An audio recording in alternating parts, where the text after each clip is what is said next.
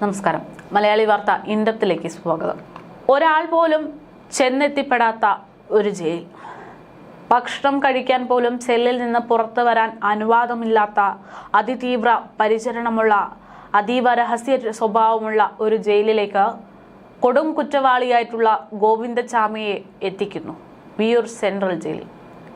ഇതോടെ ഗോവിന്ദചാമി എന്ന് പറയുന്ന ഒഴിയാബാധ പോലീസിന്റെ തലവേദന ഒഴിഞ്ഞു കിട്ടുമെന്നുള്ള രീതിയിലാണ് ചില പരാമർശങ്ങളും വിശ്വാസവും ഇപ്പോൾ ഏറ്റവും ശക്തമായി ഉടലെടുക്കുന്നത്.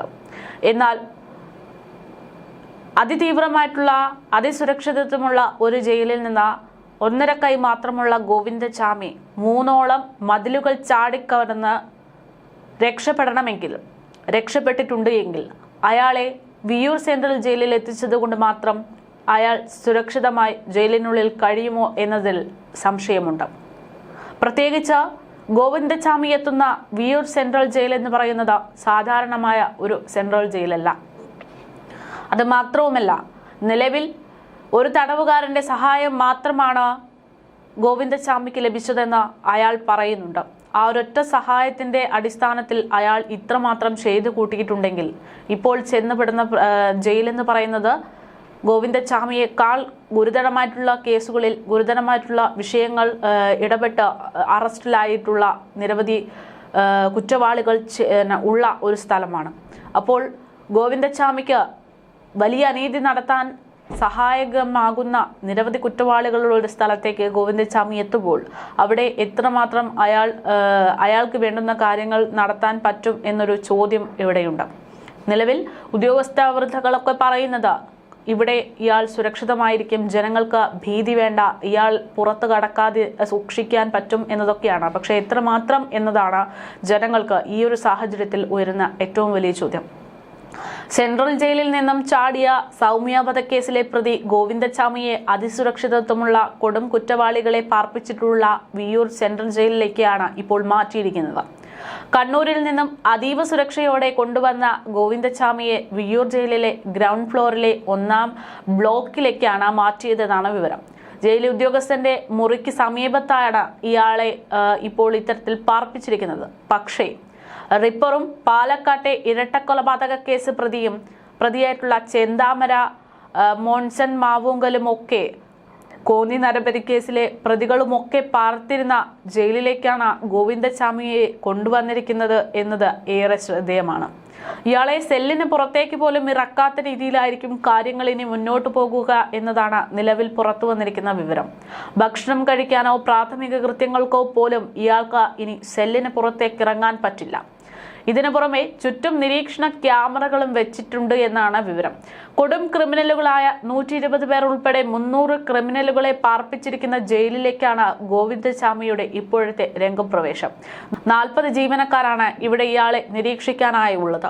കഴിഞ്ഞ ദിവസമാണ് ഗോവിന്ദചാമി കണ്ണൂർ സെൻട്രൽ ജയിലിൽ നിന്നും തടവ് ചാടിയത്. എന്നാൽ മണിക്കൂറുകൾക്കകം ഇയാളെ ജനങ്ങളുടെ കൃത്യമായ ഇടപെടലിന്റെ അടിസ്ഥാനത്തിൽ പിടിക്കുകയായിരുന്നു. ജയിൽ ചാട്ടത്തിനുള്ള പദ്ധതി തടവുകാരനുമായി ഗോവിന്ദചാമി ചർച്ച ചെയ്തിരുന്നു എന്നാണ് നിലവിൽ പുറത്തു വന്നിട്ടുള്ള വിവരം. പിടിച്ചാലും 6 മാസത്തിൽ കൂടുതൽ ശിക്ഷ വരില്ല എന്നുള്ള ഉറപ്പ് അത് അയാൾ പറഞ്ഞതുകൊണ്ടാണ് അത് കേട്ട് താൻ വിശ്വസിച്ച് അയാളെ സഹായിക്കാൻ നീങ്ങിയത് എന്നാണ് സഹപ്രവർത്തകനടക്കം പറഞ്ഞിരിക്കുന്നത്. തമിഴ്നാട്ടിലേക്ക് കടക്കാനായിരുന്നു ഗോവിന്ദചാമിയുടെ പദ്ധതി എന്ന് പറയുന്നു. പക്ഷേ റെയിൽവേ സ്റ്റേഷനിലേക്ക് വഴി തെറ്റിയത് തിരിച്ചടിയായതായിട്ടാണ് റിപ്പോർട്ടുകൾ പറയുന്നത്. ഒരു വശത്ത് ഇയാൾ ഗുരുവായൂരിലെ ക്ഷേത്രത്തിൽ മോഷണം നടത്താനുള്ള ശ്രമങ്ങൾ നടത്താനായിരുന്നു അടുത്ത പദ്ധതി എന്ന രീതിയിലും വാർത്തകൾ പുറത്തു വന്നിട്ടുണ്ട്. എന്തായാലും വഴി അറിയാതെ പല പാതകളിലൂടെ സഞ്ചരിക്കേണ്ടി വന്നതാണ് ഗോവിന്ദചാമിക്ക് പിഴച്ചതിന്റെ പ്രധാന കാരണത്തിൽ ഒന്നായി പറയുന്നത്. ജയിൽ മാറ്റാത്തതും പരോൾ ലഭിക്കാത്തതുമാണ് ജയിൽ ചാട്ടത്തിലേക്ക് എത്തിച്ചതെന്നുള്ള പരാമർശം അല്ലെങ്കിൽ ഒരു മൊഴിയും ഗോവിന്ദചാമി നിലവിൽ നൽകിയിട്ടുണ്ട്. മറ്റൊരു തടവുകാരനൊപ്പമാണ് ഗോവിന്ദചാമിയെ ഇനി ഇടാൻ പോകുന്നതെന്നാണ് വിവരം. F3-യിൽ തനിച്ചിടാനായിരുന്നു ആദ്യം നിർദ്ദേശിച്ചിരുന്നതെങ്കിലും ഗോവിന്ദചാമിയുടെ രീതികൾ, പ്രകൃതം അതൊക്കെ മനസ്സിലാക്കിക്കൊണ്ട് കൂടുതൽ നിരീക്ഷണം ആവശ്യമാണ് എന്നുള്ള സാഹചര്യത്തിലാണ് സഹജീവനക്കാരനായിട്ട് ഒരാളെ കൂടി വിശ്വാസ്യതയുള്ള ഒരാളെ കൂടെ ഇടാൻ തീരുമാനിച്ചിരിക്കുന്നത് എന്നാണ് വിവരം. ഗ്രൗണ്ട് ഫ്ലോറിലെ GF 1-ലേക്കാണ് ഇയാളെ മാറ്റുന്നത്. ഇന്ന് ഗോവിന്ദചാമിക്കുള്ള ഉച്ചഭക്ഷണം ചോറ് മട്ടനും വേണമെന്നൊക്കെ ആവശ്യപ്പെട്ടതായിട്ടുള്ള റിപ്പോർട്ടുകളും പുറത്തു വന്നിട്ടുണ്ട്. അഴികൾക്കിടയിലൂടെ കടക്കാൻ നേരത്തെ മെലിയാൻ വേണ്ടി ചോറ് പൂർണ്ണമായും ഒഴിവാക്കിയ ഗോവിന്ദച്ചാമി ചപ്പാത്തി മാത്രമായിരുന്നു കഴിച്ചിരുന്നത്. പക്ഷേ ഇപ്പോൾ പിടിക്കപ്പെട്ടതോടെ അയാൾക്ക് ചോറ് വേണമെന്നുള്ളൊരു ആവശ്യം കൂടെ ഉന്നയിച്ചിരിക്കുകയാണ്. ചാമിക്ക് സഹായം നൽകിയവരുടെ പേരുകൾ ഇതുവരെ പുറത്തു വന്നിട്ടില്ല എന്നുള്ളതാണ് യാഥാർത്ഥ്യം. നിലവിൽ അയാൾ നൽകുന്ന വിവരങ്ങൾ വെറും കണ്ണിൽ പൊടിയിടുന്ന നടപടി മാത്രമായിട്ടാണ് കാണാൻ പറ്റുകയുള്ളൂ. ഇതിന്റെ ഒരു വസ്തുത എങ്ങനെയെങ്കിലും പുറത്തു വരേണ്ടതുണ്ട്. അതിന്റെ ശ്രമത്തിലാണ് ഉദ്യോഗസ്ഥ വൃത്തങ്ങൾ. ഈ ഒരു വിഷയം വിവാദമായതോടെ ഇതിന് സംഭവത്തെക്കുറിച്ച് സമഗ്രമായിട്ടുള്ള അന്വേഷണം വേണമെന്ന് പറഞ്ഞുകൊണ്ട് മുഖ്യമന്ത്രി പിണറായി വിജയന്റെ ഇടപെടലടക്കം ഉണ്ടായിട്ടുണ്ട്. അദ്ദേഹം കൃത്യമായിട്ടുള്ള അന്വേഷണം, സമഗ്രമായിട്ടുള്ള അന്വേഷണം വേണമെന്ന് പറഞ്ഞുകൊണ്ട് നിർദ്ദേശം നൽകിയതായിട്ട് റിപ്പോർട്ടും പുറത്തു വന്നിരിക്കുകയാണ്. നിലവിൽ പോലീസ് അന്വേഷണവും വകുപ്പ് തല പരിശോധനകളും നടത്തുന്നുണ്ട്. ഇതിനു പുറമെയാണ് പ്രത്യേകമായിട്ടുള്ള സമഗ്രമായിട്ടുള്ള അന്വേഷണം. മുൻ കേരള ഹൈക്കോടതി judge justice retired CN Ramachandran Nair, മുൻ സംസ്ഥാന പോലീസ് മേധാവി ജേക്കബ് പുന്നൂസ് എന്നിവരാണ് ഈ പ്രത്യേക അന്വേഷണ സംഘം അന്വേഷണം നടത്തുക എന്നാണ് വിവരം.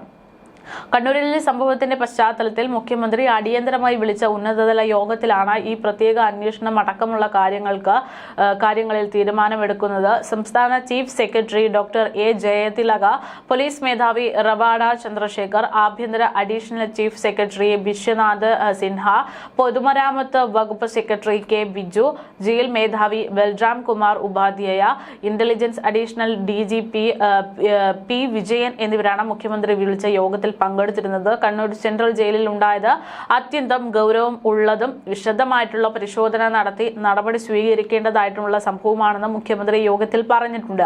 അടുത്ത 3 മാസത്തിനകം സംസ്ഥാനത്തെ പ്രധാനപ്പെട്ട 4 ജയിലുകളിലും വൈദ്യുതി ഫെൻസിലിംഗ് പൂർണ്ണതോതിൽ പ്രവർത്തനക്ഷമമാക്കണമെന്നുള്ള തീരുമാനവും ഇവിടെ ഉണ്ടായിട്ടുണ്ട്. സൂക്ഷ്മതലത്തിൽ ദൃശ്യങ്ങൾ പകർത്താൻ കഴിയുന്ന ഇന്റലിജൻസ് CCTV 4 പ്രധാന ജയിലുകളിലും സ്ഥാപിക്കാനും തീരുമാനമായി. ഇതിനുള്ള നടപടി അടിയന്തരമായി തുടങ്ങും. ജയിൽ ജീവനക്കാർ തുടർച്ചയായി ഒരേ സ്ഥലത്ത് തുടരുന്നത് കണക്കിലെടുത്ത് അതുമൂലമുണ്ടാകുന്ന പ്രശ്നങ്ങൾ ഒഴിവാക്കാൻ ഒരേ സ്ഥലത്തും 5 വർഷം പൂർത്തിയാക്കിയവരെ മറ്റിടങ്ങളിലേക്ക് മാറ്റാനും തീരുമാനിച്ചു. ജയിലിനകത്ത് ഇന്റലിജൻസ് പ്രവർത്തനങ്ങൾ ശക്തിപ്പെടുത്തുന്നുണ്ട്. ശിക്ഷിക്കപ്പെട്ട കൊടും ക്രിമിനലുകളിൽ പലരെയും ഇപ്പോൾ അതീവ സുരക്ഷാ ജയിലിലേക്ക് പാർപ്പിക്കുന്നുണ്ട്. ഇത്തരക്കാർക്ക് അന്തർ സംസ്ഥാന ജയിൽ മാറ്റം കൂടി ആലോചിക്കുമെന്നാണ് തീരുമാനം. ജയിലുകളിൽ ഇപ്പോൾ വീഡിയോ കോൺഫറൻസിംഗ് സംവിധാനമുണ്ട്. അത് ശക്തിപ്പെടുത്താനുള്ള നടപടികൾ സ്വീകരിക്കും. ജയിലിനകത്ത് തടവുകാർക്ക് ലഭ്യമാകുന്ന സൗകര്യങ്ങൾ വർദ്ധിപ്പിക്കാൻ നടപടി സ്വീകരിക്കും. താങ്ങാവുന്നതിൽ കൂടുതൽ തടവുകാർ ജയിലിനുള്ളിൽ ഉള്ള സാഹചര്യത്തിൽ പുതിയൊരു സെൻട്രൽ ജയിൽ ആരംഭിക്കും. ഇതിനായി കോട്ടയം, പത്തനംതിട്ട മേഖലകളിൽ സ്ഥലം കണ്ടെത്താൻ ശ്രമിക്കുന്നു എന്നും യോഗത്തിൽ തീരുമാനമെടുത്തു. നിലവിൽ നടക്കുന്ന അന്വേഷണങ്ങൾ അതിവേഗം പൂർത്തിയാക്കാൻ മുഖ്യമന്ത്രി നിർദ്ദേശം നൽകിയിരിക്കുകയാണ്. എന്തായാലും ഇത്തരത്തിലുള്ള നിർദ്ദേശങ്ങളൊക്കെ നൽകുമ്പോഴും മറുവശത്ത് ഗോവിന്ദച്ചാമി എന്ന് പറയുന്ന കൊടും കുറ്റവാളികളുടെ ഞെട്ടിക്കുന്ന കഥകളാണ് പുറത്തുവരുന്നത്. അതായത് അയാൾ ജയിലിൽ നിന്ന് പുറത്ത് ചാടിയതിനു ശേഷം അയാളെ പിടിക്കപ്പെട്ടിട്ടും അയാൾക്ക് അക്രമ രീതി കുറഞ്ഞിട്ടില്ല. അയാളുടെ തലയിൽ ആരോ കൊട്ടി എന്ന് പറയുമ്പോൾ അയാൾ നോക്കിയ ആരോ നോട്ടം, അത് തന്നെയാണ് പല മാധ്യമങ്ങളും ഇപ്പോൾ ഞെട്ടിലോടെ പുറത്തുവിട്ടിരിക്കുന്നത്. അതുമാത്രമല്ല, തന്നെ ആരാണോ തിരിച്ചറിഞ്ഞത് അയാളെ താൻ കൊല്ലുമെന്നുള്ള തരത്തിൽ വധഭീഷണി അടക്കം മുഴക്കുന്ന രീതിയാണ് പിടിക്കപ്പെട്ടിട്ടും ഗോവിന്ദച്ചാമിയുടെ ഭാഗത്തു നിന്നുണ്ടായത്. അതുമാത്രമല്ല, പോലീസ് കൂടുതൽ വിവരങ്ങൾ അന്വേഷിക്കുമ്പോൾ ചോദ്യം ചെയ്യലിനിടെയൊക്കെ ഇയാളുടെ സഹപ്രവർത്തകനോട് നടത്തിയിട്ടുള്ള പരാമർശങ്ങളും ഏറെ ഞെട്ടലോടെയാണ് ഇപ്പോൾ പുറത്തുവരുന്നത്. അതായത് താൻ ജയിലിൽ നിന്ന് പുറത്തിറങ്ങിയാലും താൻ നടത്തിയതുപോലുള്ള കൊടും കൃത്യങ്ങൾ അല്ലെങ്കിൽ പീഡന രീതി അതിനെയും ആവർത്തിക്കുമെന്ന തരത്തിലുള്ള പരാമർശങ്ങൾ ഗോവിന്ദച്ചാമി ഈ ശിക്ഷയെ അനുഭവിച്ചുകൊണ്ടിരിക്കുന്നതിനിടയിലും നടത്തിയിട്ടുണ്ട് എന്ന് തന്നെയാണ് നിലവിൽ പുറത്തുവരുന്ന വിവരം. ഏതായാലും ഇയാളുടെ ഈ ഒരു ഏറ്റവും ക്രൂരമായിട്ടുള്ള ഈ ഒരു മനോഭാവം, ആ ഒരു രീതി പോലീസിന് വലിയ തലവേദനയായി മാറിയിരിക്കുകയാണ്. ഒരുപക്ഷെ ഒരു വലിയ നാണക്കേട് തന്നെയായിട്ട് പോലീസിന് ഈ ഒരു വിഷയം മാറിയിട്ടുണ്ട്. ആ ഒരു നാണക്കേട് മറയ്ക്കാനുള്ള ശ്രമത്തിൽ അന്വേഷണം ശക്തമാക്കി ആരാണ് ഇയാൾക്ക് പിന്നിലുള്ളത് എന്ന് പുറത്തു കൊണ്ടുവരാനുള്ള ശ്രമത്തിലാണ് ഉദ്യോഗസ്ഥർ.